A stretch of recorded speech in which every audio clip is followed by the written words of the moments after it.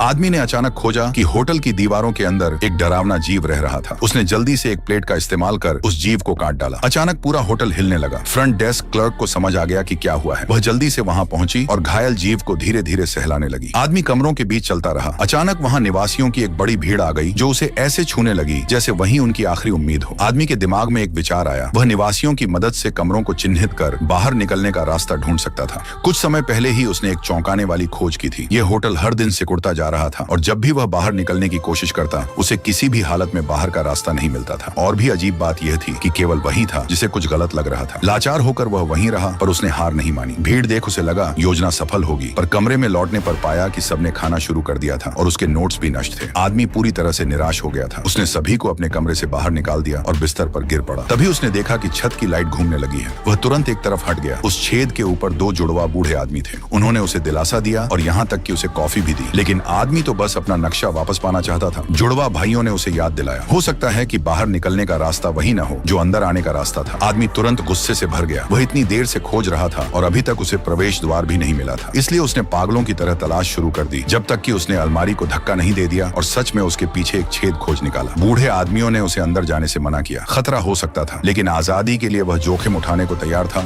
और उसने बूढ़े आदमियों को भी साथ चलने के लिए आमंत्रित किया, लेकिन वे वहीं की आरामदायक जगह में रहना पसंद करते थे। आदमी मुलायम मांस भरी भीतरी दीवारों के बीच से रेंगता हुआ गया। अंत में उसे एक चमकता हुआ सफेद गोला दिखा। वह किसी गर्भ में पल रहे बच्चे के जैसा था। उस पवित्र प्रकाश को देखकर ओल्ड के की आंखों में आंसू आ गए। उसने धीरे से सफेद गोले को ठपठपाया और एक प्यारा ऑक्टोपस सामने आ गया। आदमी ने अपनी आंखें बंद की और उसे छुआ। उसके दिल की धड़कन की लय को महसूस किया। अचानक ऑक्टोपस ने दर्द भरी चीख निकाली। निवासी भी उस रास्ते में दौड़ते हुए आ गए थे। फ्रंट डेस्क क्लर्क चिल्लाया। जब वह अंदर भागा, उसी क्षण आदमी को ऑक्टोपस की चाल समझ में आ गई।